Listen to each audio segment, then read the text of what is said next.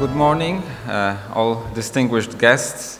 On behalf of the Ministry of Municipality, I would like to welcome you to the second day of the Congress in Doha.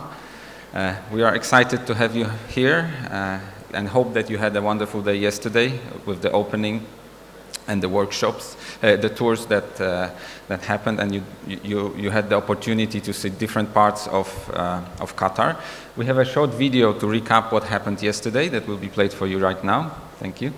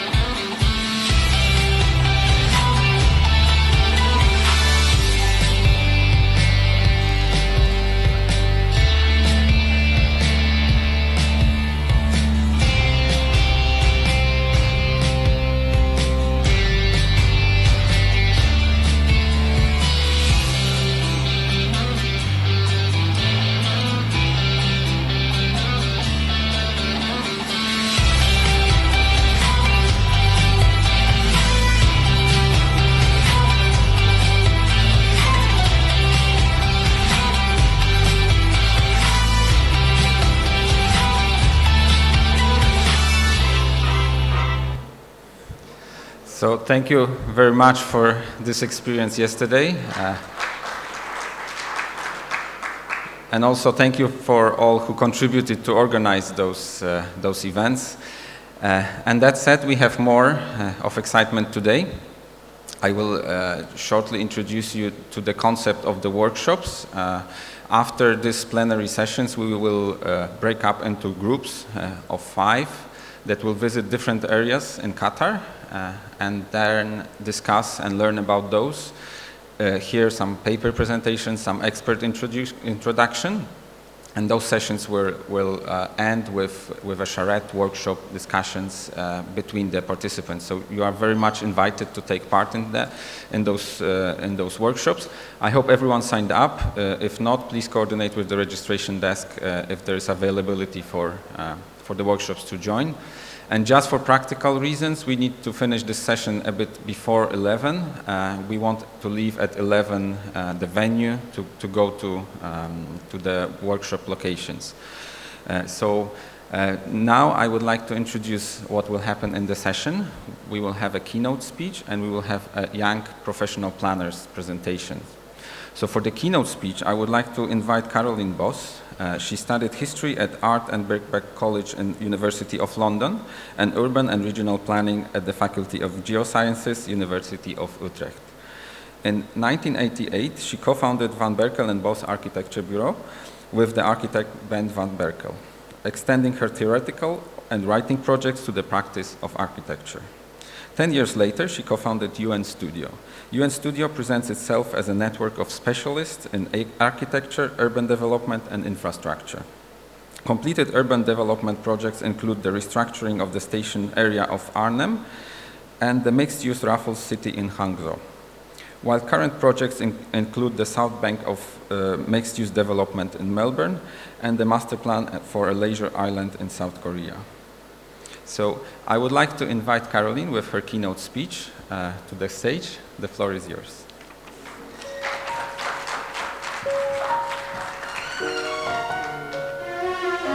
Well, thank you very much for that kind introduction, and also thank you for welcoming us to this wonderful developing city.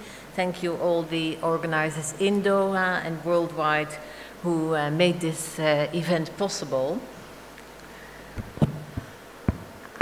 I'm not so tall, so yes, so it's a pleasure to be back. I've been part of the ISOCARP network now for quite a while, and I'm always enjoying our get-togethers in different parts of the world.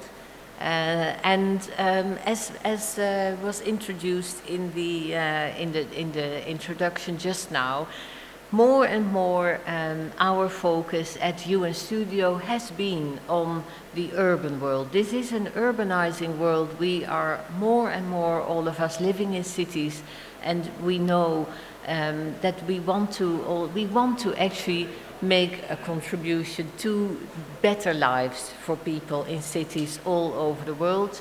And for that we have really in the last 10 years made much more focus on gathering together a very strong group within UNStudio of people who know about that. And we have also connections and networks all over the world to help us get better and to learn from each other how to make better communities and better places. And so I want to actually now go into all the topics of this conference very briefly, so to try to address all the different groups and also especially the young planners, very important focus for us. Getting a little bit confused which button to click now and again. So what we find also very interesting, we have, of course, we are still in this pandemic that we are all living in, but it has also unlocked a lot of other sentiments. And there's a lot of community empowerment currently happening, a lot of emphasis on social equity and inclusion. Civic participation has become a topic of importance, and even though there is still room for more improvement in terms of social awareness, we see there's a lot happening already, which we are also can learn as planners how to work with that, how to work with the positive forces. There are big events happening also in this city, manifestations, celebrations, and this is, of course, has always been part of the city from ancient times onwards, but it also shows how important it is that we as planning professionals make sure that there are good spaces and good access, good connectivity to work with these big public moments in positive ways, and also in ways that come from the people themselves, how they want to express themselves. And then what this pandemic has also shown to us, that a private space like a balcony suddenly becomes a public space where people who are locked up in their apartments can share with each other their emotions. So small, everyday human connections are also very important. And this pandemic has shown us that we need each other. We are social beings by nature that want to interact. And so these big movements, the small actions, it all shows that there is a momentum of social awareness, a feeling of togetherness and wanting to share, and we need strong and prosperous communities. And this is what we are also going to need the techniques to learn from municipalities to NGOs to urban planning departments, ministries, researchers. We see a growing awareness also of the need to involve everyone and to try to really look for the meaning and definition of inclusiveness. Inclusiveness and cohesion are both very important to us, but as we will see later on, it's not necessarily the same thing. So how do we work with also contradictions that are inherent in certain of the things? In certain of those important issues of our time, what can we do as as designers and urban planners to work with all these complex conditions? As this momentum of social change is important, what is our role, what is our responsibility? Can we also use new technologies and technologies to reach people who maybe would not otherwise be as strongly involved? We design with community in mind. The world is ready for change. diversity, equity, inclusive communities, people of all abilities need to feel and really experience that they are part of our cities. So we can use that energy to create something beautiful.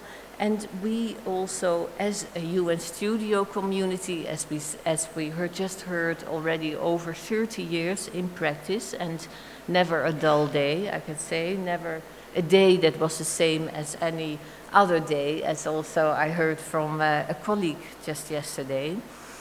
So this is, in Amsterdam, this is where we started and where we still have our headquarters, although at the moment we are really also very much focusing on establishing smaller local office to be nearer to our clients, but also to the communities that we serve. For instance, our office in Dubai has recently opened, and we were already honored to receive our own Dutch Queen, the Queen of the Netherlands, Maxima, to our pavilion. We share this vision also of creating design for the future. Young designers also enjoying very much what they do, celebrating their field, and we want to help them, to enable them, and we feel that that is the way they can make a lasting impact on our cities, on our people, by really doing very fulfilling work that they love. And it's creative work, of course, hands-on is still very important. Over these many years of practice, we introduce new techniques, but it's still a studio, still an atelier. That will never change, luckily.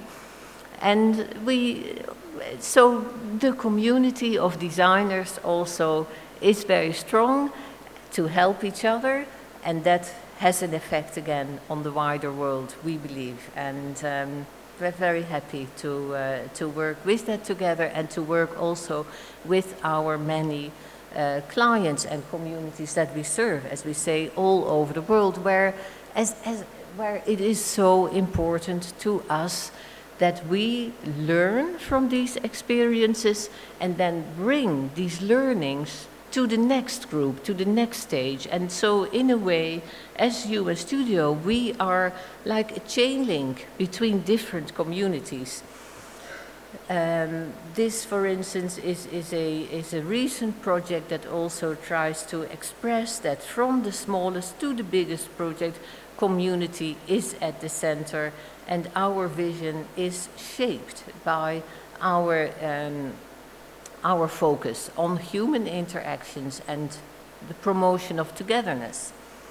For instance, a recent project we did in Penang, South Island, Malaysia, is a project about community in very much relation to sustainability. So what is a healthy and successful community?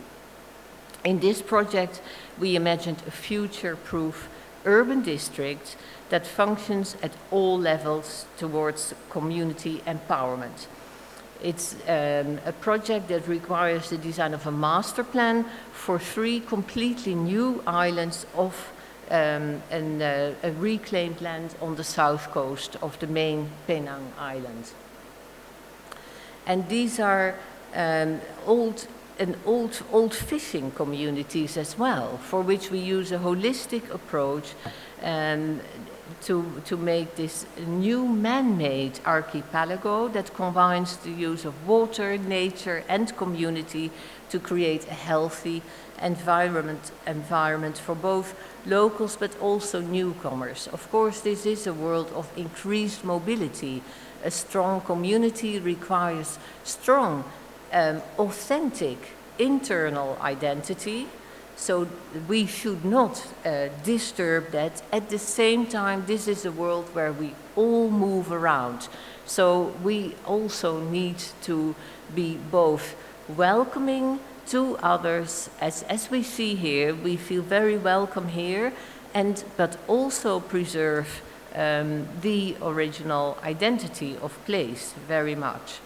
And so this master plan is based on the symbiotic relationship of existing and new systems that support the ecological, social and economic growth of Penang as a whole. From the outside, we decided that to be able to contribute to a meaningful new future for Penang, we needed to look at the whole island as a connected ecosystem and involve local collaborators for invaluable output. And we see here this relationship of interplay, activity, relationships to the water, all happening. We also, as I said, believe very much in smart, new technologies to engage with those. We have them, we all live with them in our daily lives. Our field, urban planning, also needs to catch up and try to use these for the good. Use the smartness that we have available. With the technology that is there, we just need to implant it in the right way to make, again, the topic remains better cities. It needs to be an improvement, not just for the sake of technology, but for the sake of making life better. So in this case, there is an innovative digital master plan platform introduced. And it includes, for instance, energy consumption, mobility efficiency, and also real estate saturation are all data that are really citizens can also access and use for their own benefit. And so this creates feedback loops to go to this and these the goals, to achieve the goals that we want to reach. So we see these platforms stacked on top of each other, and thereby new digital concepts and urban systems can be created. For instance, community-owned energy production. All these services to promote active lifestyles, to create better health and data platforms for the public good. And so this digital stack we sometimes also call the digital twin. So we have the real physical city, and then we also have the digital city, which accumulates data that still stay publicly owned. They are not owned by a giant tech company, but owned by the municipality, by the collective of the city, to make life better for all of us, not to sell data or to collect data for its own sake. It's data analytics, not data collection and marketing with it. And this digital, so the management and control of this digital twin is very much a public good. A broader view of community. What is a community? So far, I've talked mainly about people, but there are, of course, many more of us. There is a whole more than human world that we live in. This planet has infinite, no, not infinite, but certainly uncountable number of communities of all species. And as we are learning increasingly, we need actually many, if not all of them, to thrive, for all of us to survive. So we need to think of the more than human community. The communities in forests, in the oceans, in the desert also, and of course in the cities. So if we say we design with community in mind, let's also include those more than human communities and think of in our designs how we can help all of the communities and species thrive and create systems and ecosystems of diversity in both human and more than human terms. Well-being and health is also a very important topic these days. In this conference we're talking about it, but also outside. Of course, everyone is more than ever has been confronted with the fragility of our health. If we had not been health conscious before, and many of us were already, now this corona pandemic has changed that for sure. The illness itself, of course, has been hugely impactful and devastating, and then there has been lockdown. So with our movements restricted and well-being and health have taken on this renewed significance. The places within reach of our doorsteps have taken on renewed significance too. For example, a blocked-off street becomes a playground. A generous pavement or a collection of well-placed balconies, as we saw, become these places for social interaction with our neighbors. These are small examples of how our perception of a healthy city has changed during the pandemic. And now, of course, we are also facing questions about how are we continuing. We're still a little bit in the pandemic. We hope that it's over any day now. So how are we going to continue with the new insights that we have gained? Those are the questions we are all facing. What we, of course, know also now that without people, our cities, the most spectacular cities in the world, are nothing really. Our everyday environments, they require human presence to really be beneficial and impactful on our physical and mental health. So we ask, how can the public realm be planned to provide also this care for our health? Because a healthy city makes for healthy people. Social interactions, now we are restricting them a little bit, but this is a park before Corona in Amsterdam. Now we see how they're trying to both make people meet each other yet separated. Well, does that work? We cannot go on very much like that. What we are also, when we are designing for health and well-being currently in our own practice, we see that there are interesting projects underway to make health care come closer to people. For instance, this is a district, a neighborhood we are planning in Milan, Italy, Milano, and this is a healthy neighborhood where we've got care facilities very much close to living.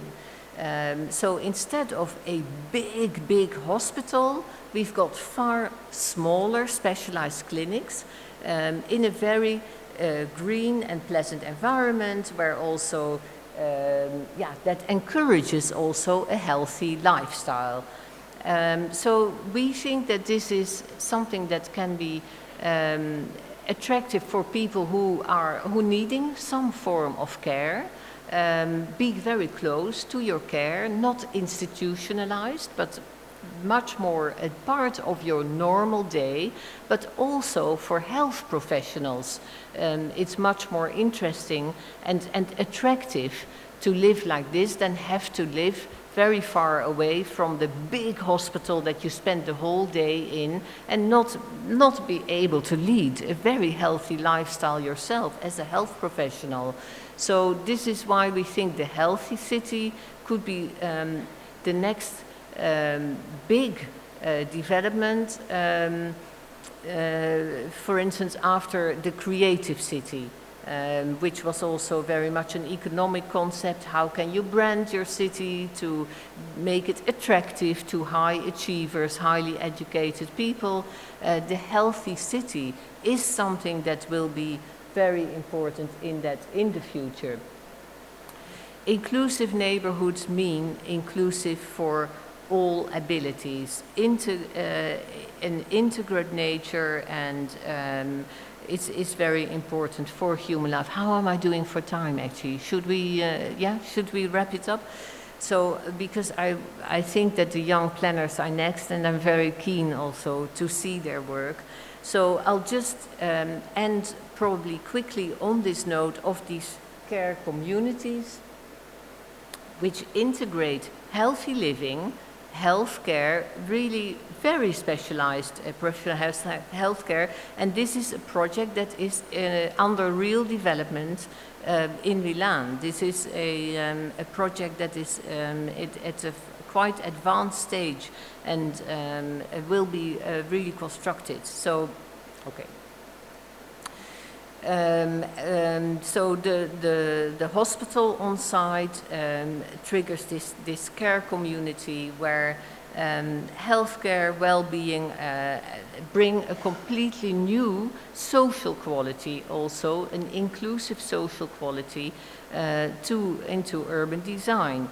The service are all these health services, health and community service, are allocated in every block of this intervention. So every community, depending on the target group, if you're aging, if you have diabetes, if you have mobility issues, all these groups are catered for within an integral community. And as I said, it's not just patients, but it's also carers that get this much better quality of living and being close to their work and being able to maintain their own health as well, because they also can, even if you are a health professional, you can also turn into a patient. So we need to really take care of everyone's health. So while we talked about healthy cities and referring to physical health, of course also mental health, social health, emotional health, these are all so much part of our well-being, and we have so much better access to knowledge about this. We can add that to the environmental health, which means that we make sure that our planet remains healthy, our cities remain healthy and prosperous place for all living beings to thrive. So this sketch of the Vitruvian was reconceptualized for that master plan that I just showed you in Milan, the Brusano master plan project, if you would like to Google it and look it up online. With that team, with this sketch, the team wanted to make a statement that to achieve a sustainable, resilient, healthy urban living, we have to see human as part of the community, and even many communities that interrelate. So all these mental and emotional and physical needs are part of a broader system connecting to the entire ecosystem. Now, smart development. So, as I said, we're living in this smart world, connected world, and the pandemic has also responded to it in smart ways. We could all work from home. We were all very quickly connected. The technology was already there, and at the same time, we were also isolated. It wasn't quite the same, was it, for none of us, working from home, staring to the screen and seeing each other at that way. We experienced curfews, quarantines, and all this technology, and it turned the game around. but we managed. We were all grateful that we could keep doing our work, and we could also, in some ways, when we work very remote distances, very long way, it was actually, we learned also that maybe we could do with a little less travel in the future, which would be, could be very positive. We could attend exhibitions, etc., but we also are longing to go back and experience the world as real. We smarter, but we also know that real human interaction cannot really be replaced. The physical community is not, we can integrate it with that smartness, but let's not forget that we also need the real interaction. So I'm moving on to a next neighborhood project which we are doing. This time this is based in the Netherlands, and again we are working with a smart platform that people can, on a voluntary basis obviously, log into with their own data to start a big cycle and feedback loop of improvement. It's a very sustainable neighborhood. We have been called in the newspapers, not by ourselves, but someone else did it. It's the smartest neighborhood in the world. It's called Brainport Smart District, and it's a flexible grid that will develop around the demands of its inhabitants. It is not a predetermined fixed plan. It will literally evolve over time, and its construction will be going in a step-by-step development. Oh, sorry, got you fixed on the wrong slide. So this is that smart neighborhood that will develop over time and will completely be both sustainable and also autonomous. Everyone will be linked to each other in different ways. It will be built over the next 10 years. There will be 1,500 new homes on 12 hectares. And there will be business premises as well, built around the needs of people who live and work in that area. Sustainable, circular, socially cohesive for different generations. There will be energy generation, food production, water management, joint digital data management, and also, of course, smart transport systems. All the latest technologies will be there. It will be a kind of a living lab, and it's strongly linked to a technological university of Eindhoven as well, which means that knowledge and innovation are infused in the location.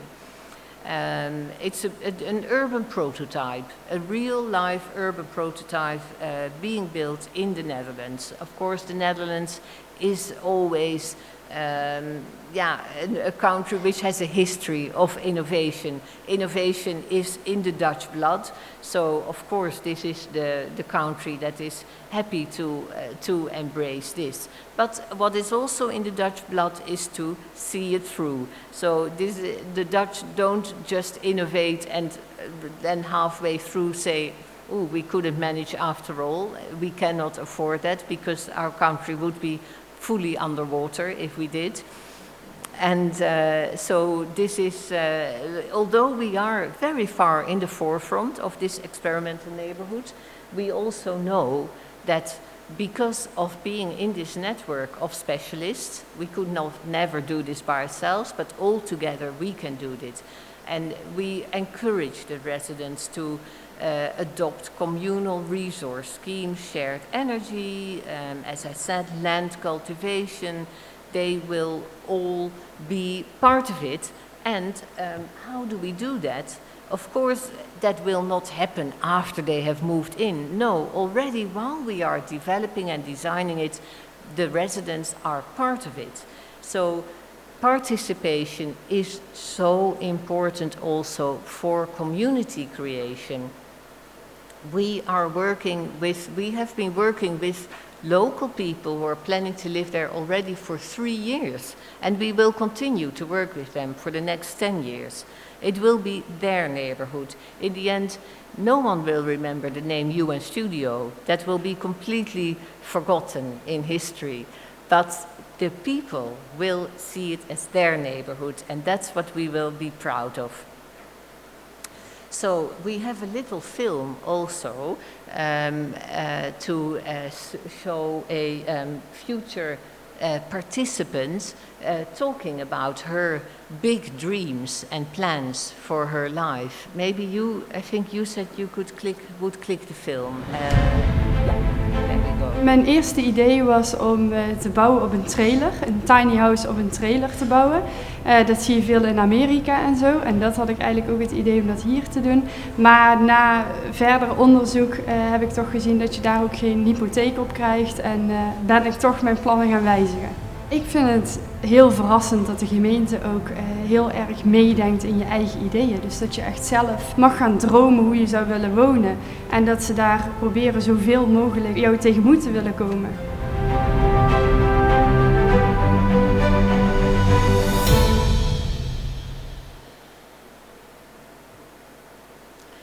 So, yeah, that shows how people, and when we are not meeting them with them in reality in the last few years, they have logged on. They are there. We have managed to engage this community, and because they have a stake in it, they are real participants, real stakeholders in this project, and they've meant, and you can see it's a very diverse group, a very down-to-earth, typical Dutch group also, that lives there, and that's going to live there, and that's building on their own sustainable and healthy and livable future. That's what they want, and we are just helping to take them place.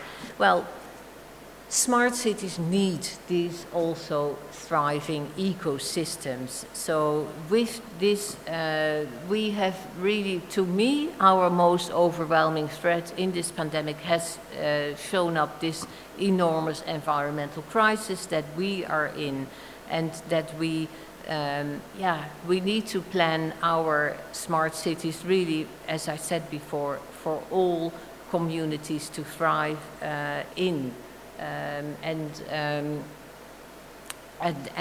make them, I don't even want to call it green, because green is superficial term.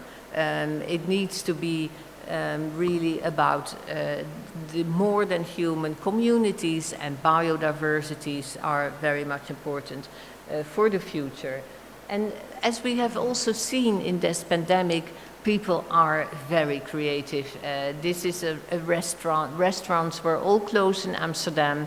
One restaurant had the brilliant idea of putting people in the pots so they could still enjoy, because people want to go out and enjoy. And then the animal population can also find their ways around problems often. They are adjusting to the urban environments that we are moving, that we have for them. So again, the city, back to the city. So this is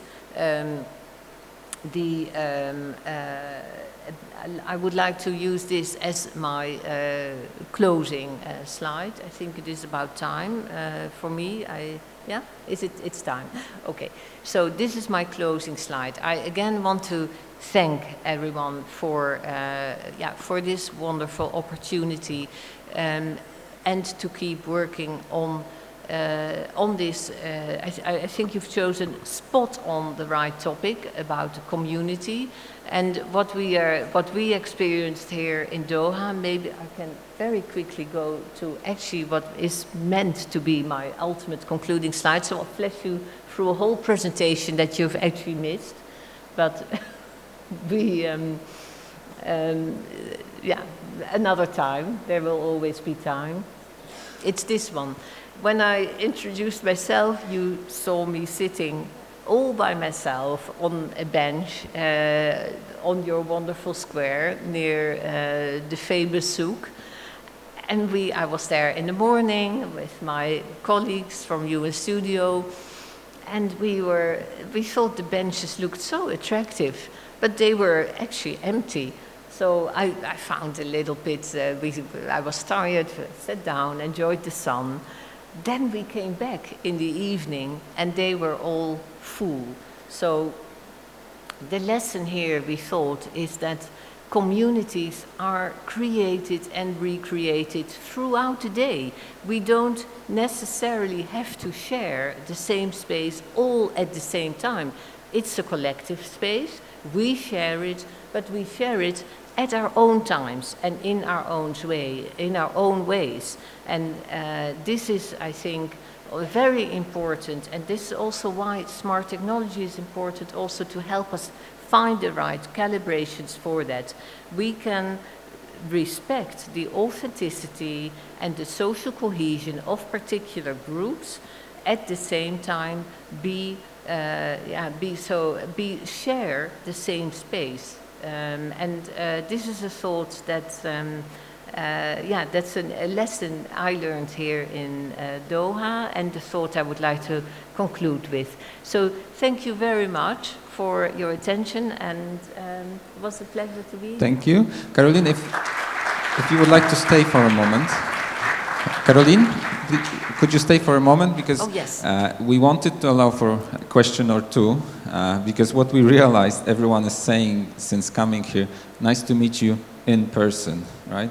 So we want to have this personal interaction, so maybe a question or two from the audience. I think we have a microphone.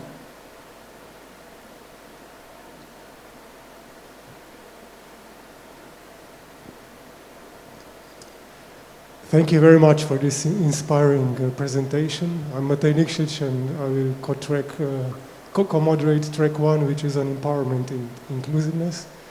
And I have a question. You showed this Dutch example, how the officials are actually joining in these endeavors and really try to work with the communities and for communities.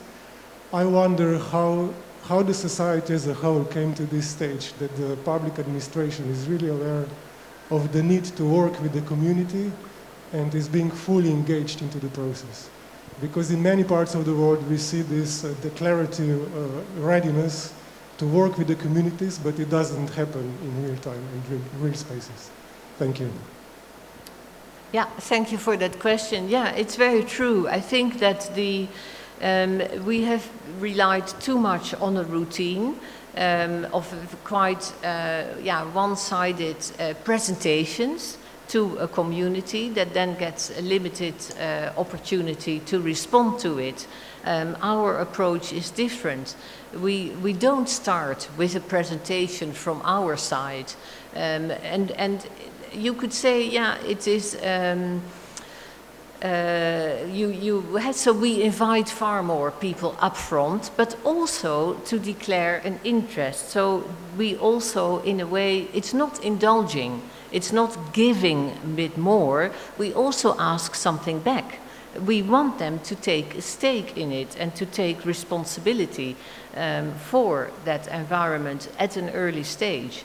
So it really works two ways. And often we have in the Netherlands also sometimes a problem with, especially with social housing, that people neglect the environment. They don't really do enough, and so we learned from that, and also again I've myself traveled all over the world to study communities and self-organization, and the key is early involvement, early participation, and make people active, active participation.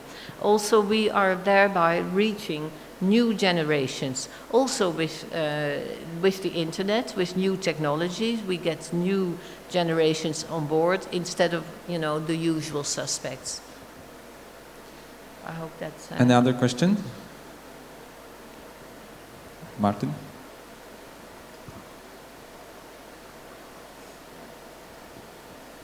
Thank you very much, Caroline. I'm always touched by your soft tone in your presentations. And it is I would say, it is quite a relief, because many of presentations of architects and urban planners, our colleagues, are full of, I would say, and I'm always mistaken, is it testosterone or is it testosterone? I don't know, but they are always full of that. But your soft tone always touches me.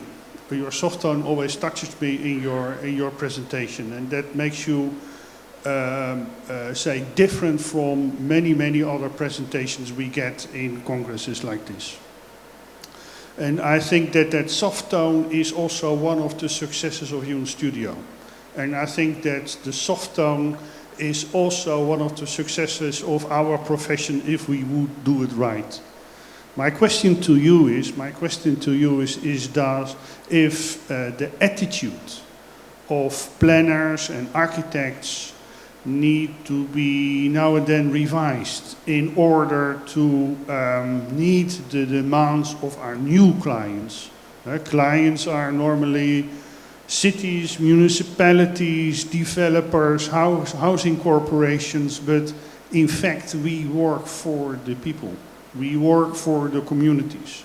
And within the theme of this Congress, Planning Unlocked, New Times, Better Places, Stronger Communities. Do you think, because I know you also teach at Melbourne University, you also teach at Harvard University, do you think that planners, young planners, should also be educated towards not only become super high talented designers and planners, but also become, say, community managers or know how to work with the community? I already gave you the answer, I believe, but can you please reflect on that? Thank you. Thank you, Martin. I was going to say, you think I'm soft. You haven't even met Ben yet, you know. No, we are, I think we're very open people, and that's the spirit that we see in UNStudio. Yeah, it's just the nature of the animal, I think, how you are. But I do think that openness it is very important, and we learned a lot also through practice. It's not, it's not always easy. There can be very hard confrontations in our field, sometimes it does hard against hard doesn't work. So we also learned maybe to how you deal with difficult issues is not with a hard-headed, hard-hearted attitude. And we've also, it's just worked for us how we are. I think it's very important to be open. We also always have been very interested in, for instance, when we're dealing with a private client also, what is the question behind the question, we sometimes call it. And that's for, an individual, but also for a community. So we're looking for that. And for people to give you that answer, they need to trust you. So trust is the most important thing in all relationships. Yeah. Okay. Thank you very much. Thank you for your presentation.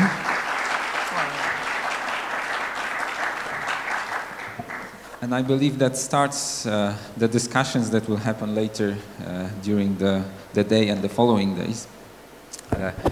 I believe now this is the time to invite the young planners. Maybe I just introduce the young planning professionals as a program that's happening during the Congress. Maybe not everybody is aware. Before the Congress, there's 1 week of a very intensive and extended workshop for young planners, both the local community and the international planners that come for the Congress, and they work on a selected topic, subject. So, of course, this year the same tradition happened here in Doha. And before I invite Zeynep, I would also like to thank our local coordinators. Noura Al-Swaidi, are you here? Yes. for Noura and her team who were really doing their best to organize it, and I think it's been a very busy week for all the young planners. So without further delay, let me invite Zeynep to the stage, and she will take it over for the young planners. Zeynep, please.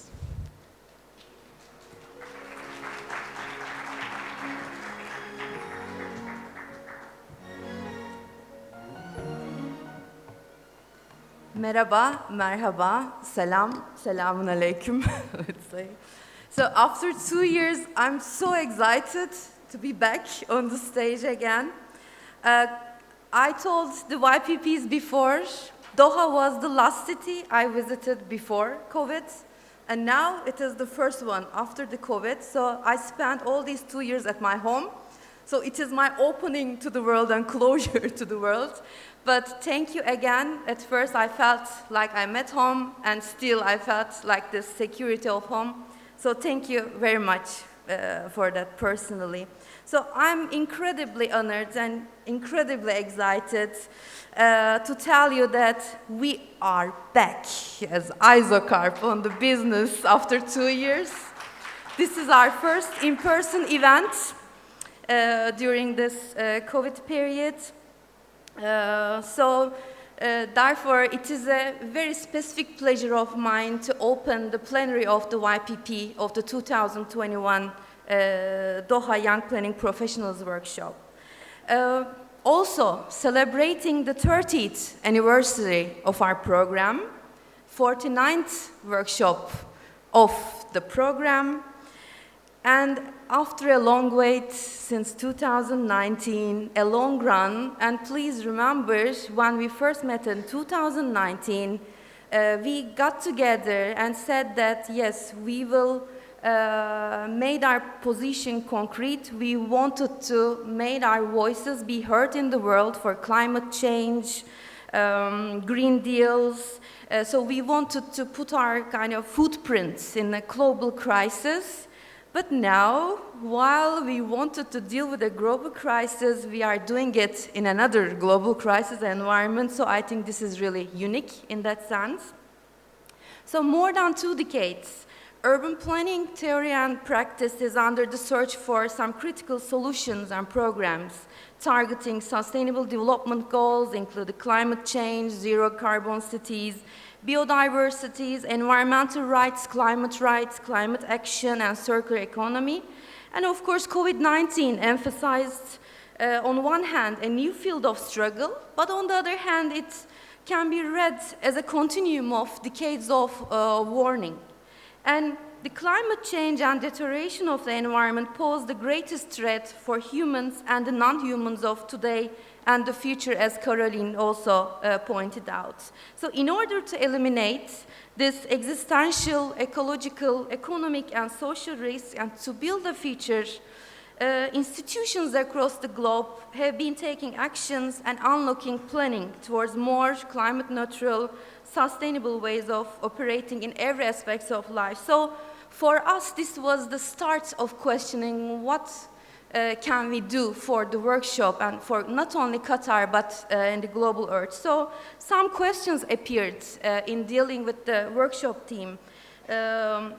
These are how to deal with Anthropocene in an ecologically sensitive region, how to plan our cities or transform the way we plan our cities without producing irreversible changes, how to recreate, reform forgotten relationship between forgotten human and environment, and of course, how to unlock planning for a more sustainable, inclusive future deal. So this is really important in a setting like Qatar, where there is this external image of always this construction, the concrete, you know. So this is really unique chance for us to show the world another side of Qatar, and this is the vision which is put hard to deal with the environmental challenges and to be a role model for the other countries in the world. So this was the start. So we kind of framed the workshop to explore an alternative narrative on post-oil city, dealing with the Anthropocene in an area of the threats that I talked upon. So we wanted to focus on human and non-human in an ecology, in a region which had done also a journey from pre-oil to post-oil city. And now you will hear the results of this process. But first of all, I don't want to take your time a lot, but there are so many thanks. First of all, as always, I want to start with Ministry of Municipality. When I call your name, I would be happy that you stand up so that the whole saloon can see you. Noura Ali Suadi, Munire Talip Padi Al-Jaborei, Jawahar Yusuf Memeya Zaini. I'm so sorry if I have some mistakes in the pronunciation. Mona Abdal Halek and Amna Abdul Abbas Al-Jaber. This could not be happened without your contribution. Thank you from all my heart. And of course, from the very start, since I think 2017, of course, Abdullah Ahmed Al-Karani, he was always behind me and the team and ISOCARP. Thank you very much. And Mubarek Mahbub Al-Naimi, thank you very much. Thanks also, of course, the whole Congress team, because I'm here on behalf of ISOCARP. I don't thank my team, but of course, Federico Aili, I say my partner in crime. This workshop couldn't be possible without him. And of course, our Congress team, Marco Corby, Nean, so thanks goes to all ISOCARP team, and of course our coordinators. I will increase my speed. Luigi Cipolla, Dimitri Boyko. On the Qatar log side, we have Mona Abdal Halek, Harini Septiana, Sophie Hagan, Syed Munawar, Saud Baker. What a valuable expertise, support, wisdom, everything. So thank you very much on behalf of ISOCARP board. And of course, because it is the 30th anniversary and Piotr is here, it is impossible to come to today without the input from the previous vice presidents of YPP, Piotr Lawrence, he is here now, Zeynep Enlil, Fernando Bernardo Alves, and of course, Estefania Chavez. We thank to them for being, to make YPP as today. Yeah, and our YPPs. I'm closing and I will call them here. Can you please stand up? This year we had 22 YPPs. Please stand up. Please stand up. 22 YPPs. We were always saying that this is our strength, showing this global outreach, but this year we really learned something about ISOCARP again, and it was the strength and resilience of our society. As for our young professionals, their commitment was incredible in COVID periods with the right vaccines, quarantines, and ambiguities, and they are here today with us. So thank you for that resilience again, and I'm so honored to know you.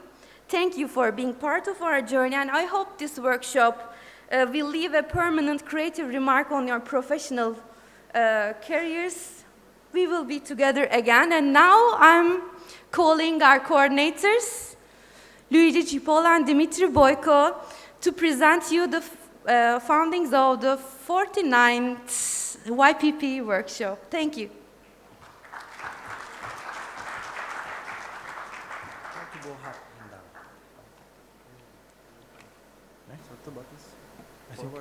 Next slide. This one?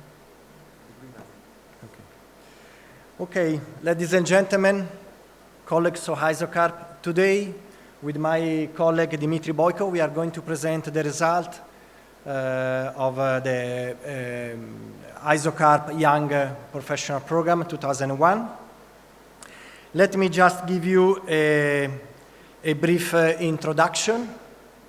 So, as all of you know, in these days, COP26 is held in Glasgow, where a delegation from ISOCARP is taking part.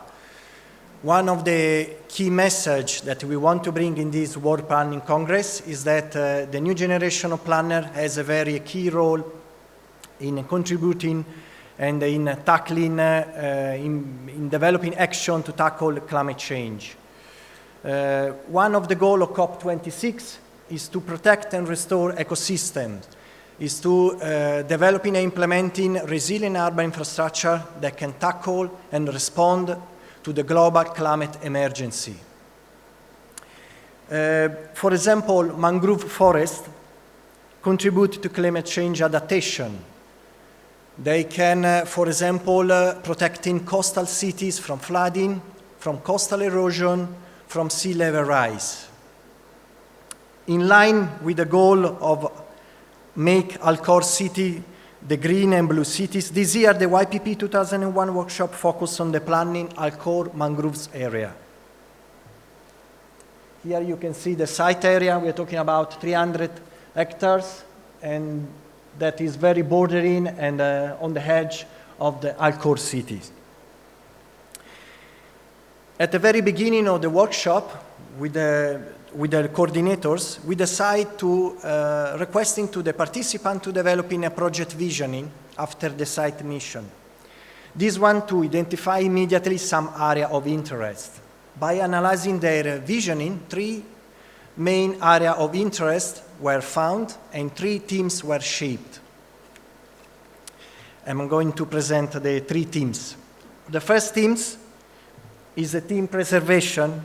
As a part of natural life cycle, the team investigates more on the conservation and development of the ecological area and how to integrate natural habitat and built environment. Team connection, working and exploring on the connection on the phase transition from the national to the local scale through the integration of natural and cultural assets. And last but not least, team identity, that investigate more on the identity and legacy of the place and the Qatar and the place and how to conserve tangible and intangible heritage natural asset. The 3 teams investigate on the urban dynamics, mobility and connectivity, natural resource and climate change, legacy and identity, to identify the routes for the planning of the future post-oil city. Today, we have the pleasure to introduce the 3 teams that will show their vision, solution, action, and how they develop in this area further. I'm sure there will be a lot of insights and a lot of interesting solution. I would like to give the floor to the first team, Team Preservation, who will present their work. Thank you to ISOCARP. Thank you, Qatar.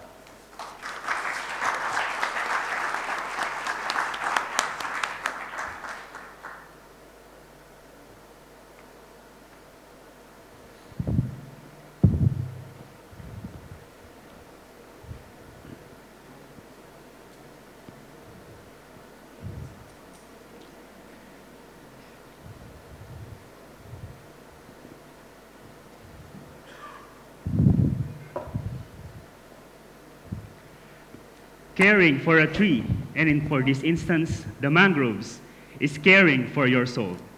Good morning. I am Leo Ortega from the Philippine Institute of Environmental Planners. Assalamu alaikum. I'm Aisha Saleti from the Ministry of Municipality. And today we present to you the answers to the questions how and why.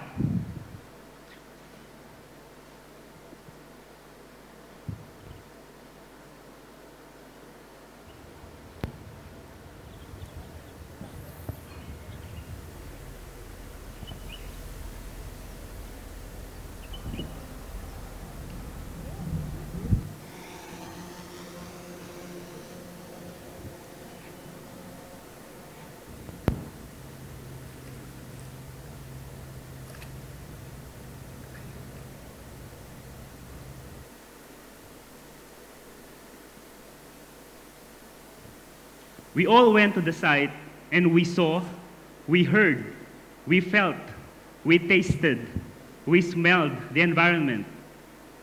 But all these 5 senses, do you think is enough for us to preserve our environment? What you could see in the photos are things that you could see in the site. These are the things that would encourage us more to take care of our environment. But our environment has been degraded for quite some time. And the question is, why do we preserve the mangroves? aside from all the general terms that was presented a while ago, our mangroves is a source of food to marine and terrestrial life. Aside from that, the medical uses are superb, that it could cure skin diseases. However, the risk from anthropogenic activities pose threat to our mangroves. And the keystone species serves this mangrove as their habitat. These species, when devastated, will for sure take turn in having the devastating effects in our environment. And so we went and studied what are we going to do in the site. And we present to you the analysis of our study. First, what are the strengths in the area? The large presence of mangrove in the environment has this biodiversity which is unique to the area, and presence of adjacent undeveloped lands, which secures the area. The next one are the weakness that we see or the challenges that we could address in this study, and that is the lack of comfortable public spaces. As you could see, it's an arid region, and when people go there, there's nothing that protects them from the heat of the sun. And the harsh geographic conditions that limits our experience of tranquility and amazing experiences. However, there are opportunities for this area, for Qatar to become a carbon blue efficient economy by establishing an economic or eco-sensitive zone. The traditional character or the heritage of the area should be preserved, and the positive interest of the community as well as the government is there. But what are the threats that could hinder us from achieving our goals? That is the loss of mangroves. There's a radical change from the volume of mangroves available in the area, and diverse economic interests, not to mention about the plastic pollution that's hindering us to conserve our goal. And so we have these pillars that would help us to understand more of what are we going to do in our study. If you could see the pillars of awareness, preservation, and tranquility, and the links that follows through it. When you see the link between preservation and awareness, we are putting in place a mangrove manifesto for us to be aware of the importance of mangroves. If you see the link between awareness and tranquility, creating the physical and spiritual roots between the nature and community. And lastly, the link between tranquility and preservation, that is creating meaningful outdoor experience for the people. Right, Aisha? Yes. Thank you, Leo. So as Leo have mentioned, our three pillars are preservation, awareness, and tranquility, which bring us to our vision of our project, which is Tanaffas, meaning breathe. It was inspired mainly by a part of the mangroves, which is neo-metaphors. It is called as well as breathing roots. Those roots grow above the ground with open pores to let the oxygen enters and help the mangroves to breathe, which in exchange, the mangroves leaves helps to clear the air quality and provide a better quality of the environment for the surrounding nature around it and for the humans to interact. So the root is the core of the whole site, where the leaves are holding and making all of these pillars stand together and be good to interact with each other. So as you can see, going to the site analysis, we tried to distribute those pillars, where we have the preservation is mainly for the mangroves. We have the existing mangroves, and we are trying to replant some more mangroves to clear up the whole environment, because our vision is mainly about awareness and tranquility, which is like a peaceful area for the locals to interact with admiration and appreciation of the surrounding environment of the mangroves. With creating a transition for the locals, like creating the three sides of our project, where we have the locals on the west side and our side, which is in the middle, and Ben Ghannam Island, creating a water canal by removing all the roads to create a more sustainable and eco-friendly environment where there will be no roads. It will be a water canal with the walkways and lots of vegetations to help clear more the environment for the people to interact.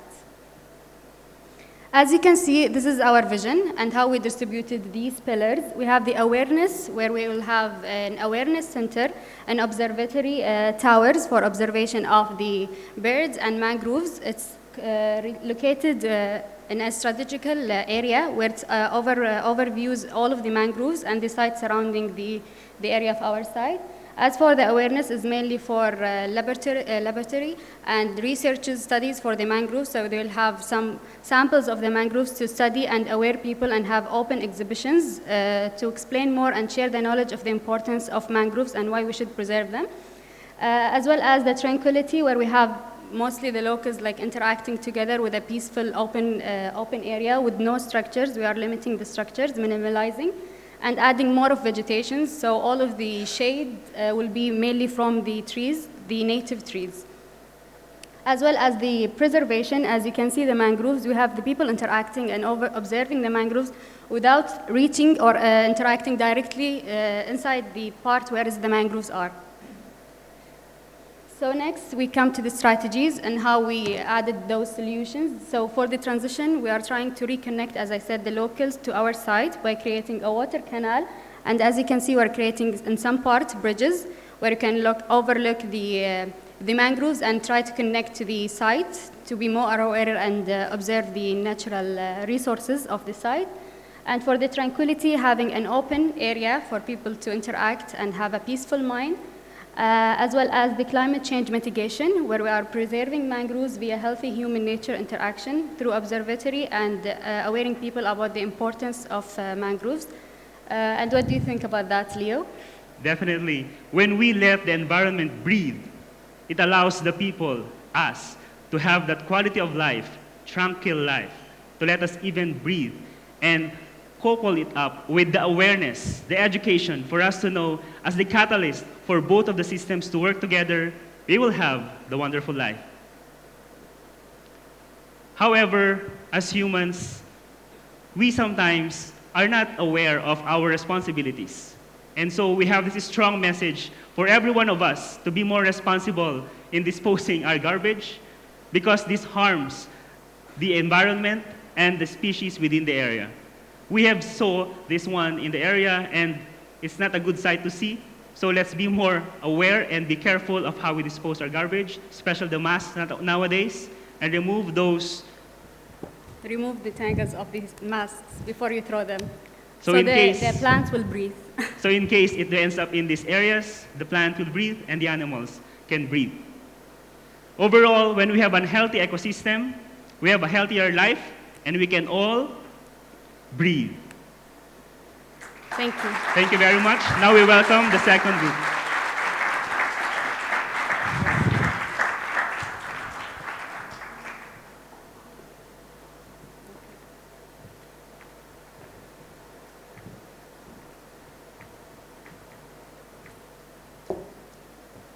Hello everyone, this is Dalal Bakir, and please allow me at the beginning to thank my group, Manasa, Lulwa, Miruna, Ismail, and Thamis, on their great job and great efforts. So,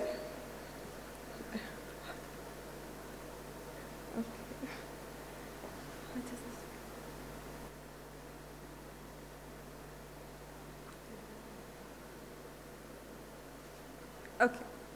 So, as we started studying and analyzing this project with my colleagues, we've agreed on that Qatar's National Vision 2030 is a great window of opportunity to a guided yet harmonious post-oil transitions.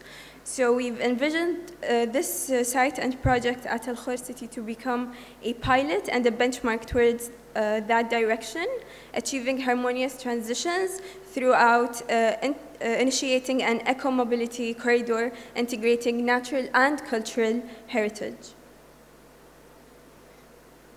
So, why transitions instead of a transition?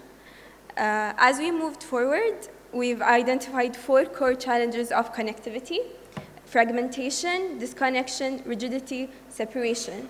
And those challenges intersect at different territorial scales. So, which led us to a multi-scale approach of the importance of integration of natural heritage as the mangroves areas and green areas are scattered right now around Qatar, which also led us to notice the urge for a enhanced mobility infrastructure for national cultural heritage. Also, the enhancement of the experience at the mangrove sites instead of the rigidity that was experienced between the built environment and the natural environment. As well, blending the community and the individual with the natural environment, so one would feel part of that environment. As we moved on towards the design principles, we've emphasized on the modernization and preservation of traditions extracted of the Qatar National Vision and the Qatar National Development Framework. So we've extracted two core principles from our Qatari cultural values and characteristics. First is the hierarchy through space and time. And second is dynamic boundaries, which is delineation of thresholds. As you can see here, three different examples of private and public buildings. We have the Al-Ansari House in Al-Khor, the Smaisma Mosque, and the Old Souk in Al-Khor. And they all show that transition between public and private in a very harmonious way. And so we get to the most important question: how do we work across different territorial levels? And I'll keep that to my colleague Manasa to emphasize on. Thank you. Now we see how we approach these dynamic boundaries in a hierarchical manner through a smooth transition.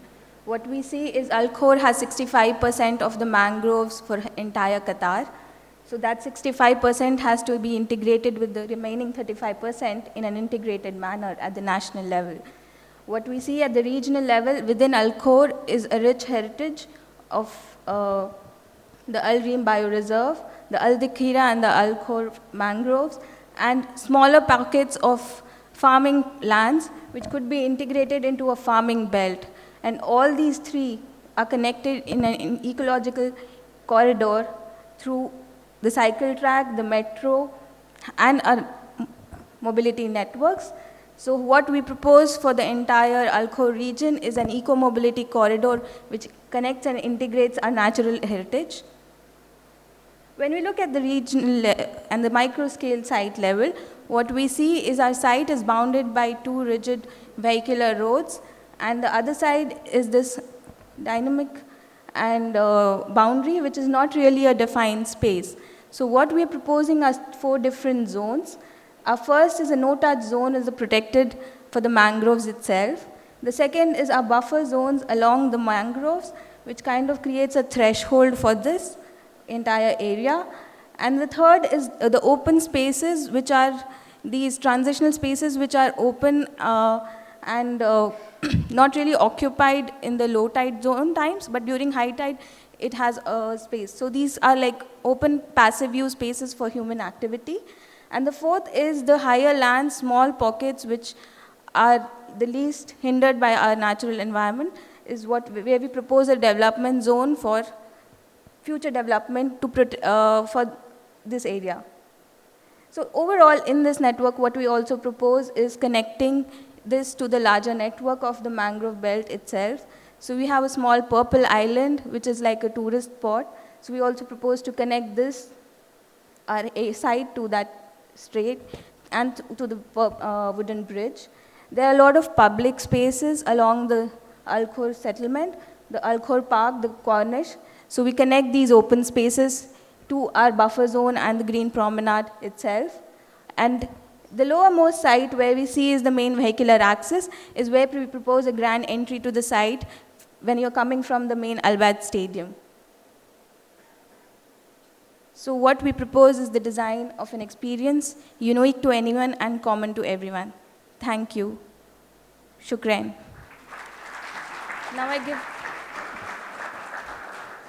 Now I give the stage to our third team, Team Identity.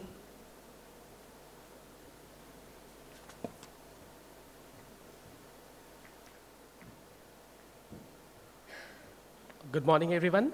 So we are not the last team, but not the least team to present here. We are the Team Identity. And the name of our team is Turba, which means soil. So we'd like to mention that, and we'd like to highlight that our identity is a base of who we are, grounded to the nature and the aspects that we really care for. So this starts our journey. Let's start our journey. So we went to the site, and these are the two aspects that we look forward to it. One was the environmental aspect, and other one was the social aspect that we feel like is the most important aspect that governed our vision for the next slides. So these are some of the images that you can see. And here the important aspect is how the nature interacts with the different elements which are present there. In the first image, you can see how the soil interacts. The second image, you can see how the water interacts. And the third important image that you can see how the human footprints are being generated on the soil itself. Thus, it made us to envision that the soil is the future, not oil. So, taking this forward, we try to formulate the challenges the site presents to us. The challenges, the main three challenges that were presented to us are the environmental and ecological challenges. The second is the social and the cultural challenge. And the third is the economical challenge. So these are the major challenges that the site poses to us. And based on the Qatar National Vision for 2030, we tend to ideate ourselves into three major domains, and we like to go forward with that. The three major domains are the culture and humans, and the next is the environmental domain, and the third is the economic domain. And within these three domains, we have envisaged these journeys and these visions to take us forward to it. So we came up with this vision for our project, which is the concept of 3 COs. The CO means coexistence. It also represents the symbiotic relationship that people and nature has over a period of time. So the 3 concepts are connect, communicate, and conserve. So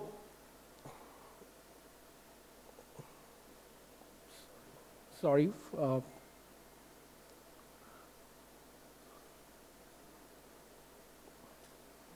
Yeah. So the 3 visions that we talk about are these 3 visions.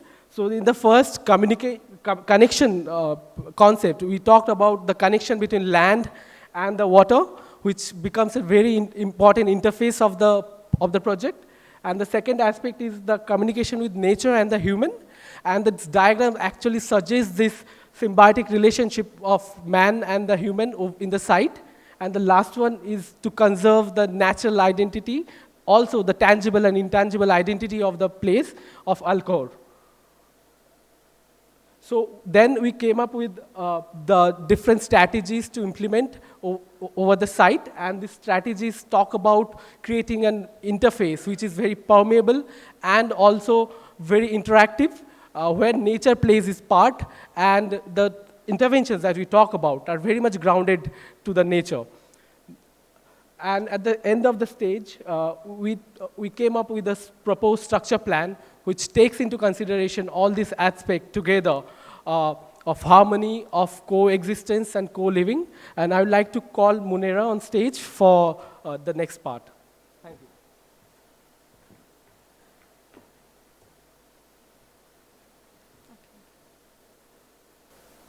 So, as my colleague mentioned earlier, we are concentrating on the 3 layers of the environment, which is the sky, land, and ocean.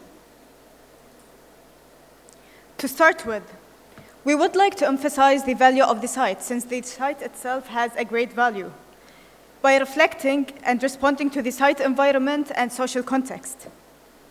We would like to enhance the user experience throughout the site, by having a circuit that joins the site context and the site itself. By joining these activities, we are creating a journey from the beginning of Al Bayt Stadium to Ben Ghannam Island by connecting it through the mid-spine. And we are having a transition zone at just the first beginning of the site, where it's a transition zone between the existing buildings and our site. It's made up of different commercial streets and different activities such as shops and so on. It's designed to be a livable space with different activities like sikkas and small like ferij structure. Also, we have connected these activities throughout the spine, which is a walkable spine and like with maximum green area and greenery. This spine will allow people to walk and minimize the usage of cars. It also works as a network from the Stadium Al Khor and to the Ben Ghannam Island, as I said earlier. In figure 3, we can see the ecotone channeling, which is channeling the land itself by allowing the water to distribute within the site. This will allow the spread of mangroves and the growth of mangroves. It will also allow interaction between people, users, and the nature by having different bridges, small bridges that connect the land within the water. For the fourth figure, we can see different strategies and design strategies that represent the adaptable arena and birdwatching towers. The first idea came about thinking about the 3 pillars, the economical, environmental, and social pillars, and we represented each pillar as a structural tower that is suspended over the ground. It is suspended to keep the ecosystem growth and keep it like sustained. So we can see the bird watching tower since it's an important spot for bird immigration and important spot for birds. And we have seen that in Al Khor there was lack of bird watching tower, even though it's an important spot for birds. So we would like to make interaction between people, their knowledge, and the bird watching. Moreover, we have in figure number 3, the activities tower. The activities tower is more about having like different activities that join sky, air, sky, land, and water by having water slides, kayaking, and even zip lining that connects all 3 pillars and wooden structure all together. By the end of the journey and getting to the end, we're having the floating platform. These floating platforms will represent like small islands within the water that are anchored with artificial coral reefs that will allow the production of marine life, and it will enhance the marine life over there. It will also work as a stop and connection between Ben Ghannam Island and our place.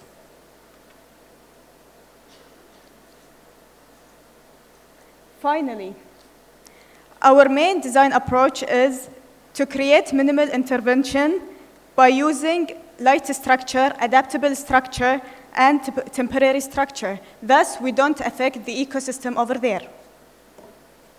Finally, as our journey is coming to the end and the presentation is coming to the end, I'd like to call my colleague Mariam to conclude.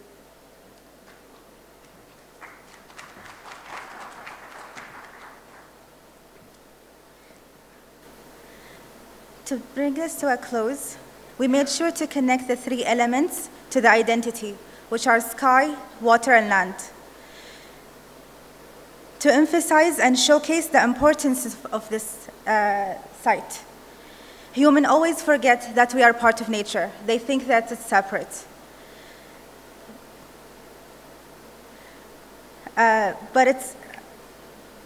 we need to maintain the connection to nature, to ourselves. We must merge the land of the knowns and the sea of unknowns, keeping the nature and keeping the bond with nature.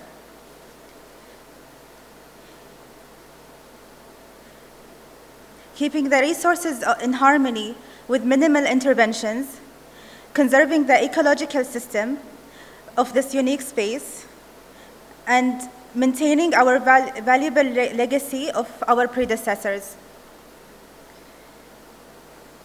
To the YPPs, on behalf of the 3 teams, I would like to thank you all. You all made a great connection to us, and I hope Qatar made a great connection to you as well.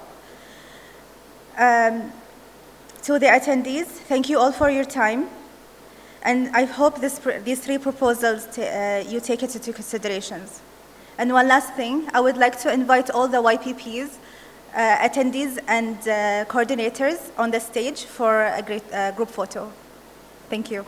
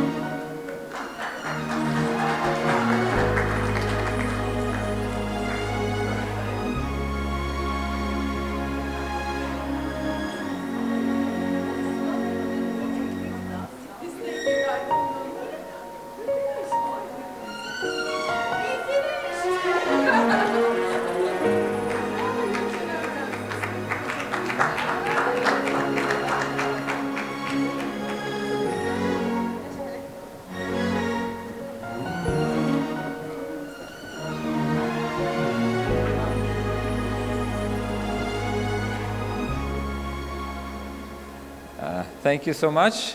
Well done, and huge congratulations for the big effort by the teams, by the designers. So thank you so much. One thing I wanted to mention as well regarding the YPPs, the presentations of the workshops are also available in the exhibition area. Okay, I don't know if you have visited already the exhibition, but please feel invited to see it and also see the presentations by YPPs. It's in Al Wadi Saha. This is close to the pedestrian passage from Musharraf to Suqaq, if you probably have used it. So please go there. For the announcement of the day, there will be workshops right after the session, and there will be one other event, which is a social event in the evening, very informal. It will be an ISOCARP run. It has somehow become an ISOCARP tradition to meet for running, and this year we wanted to formalize it a bit. So whoever registered, please pick up your running shirt.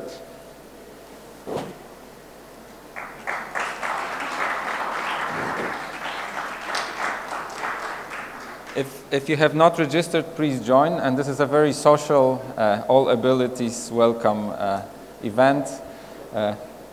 2 kilometers one way, maybe 3 kilometers back, or who knows. But 7:30 p.m. outside Mandarin Hotel. So please join. But now, without further ado, the workshop will commence now. So I'm sure you signed up for a workshop and you know which one. So please, after this session, we would like you to go to the area where the lunch was served and the rooms at the back, where some of the sessions will start. Some other sessions will be outside. So we will be taken to the site for sightseeing, and the rest of the day will be on site. So just please make sure you choose the correct one. And we would like to start that at 11 a.m. So thank you very much for everyone who participated in this session. Thank you for your attention, and have a good day.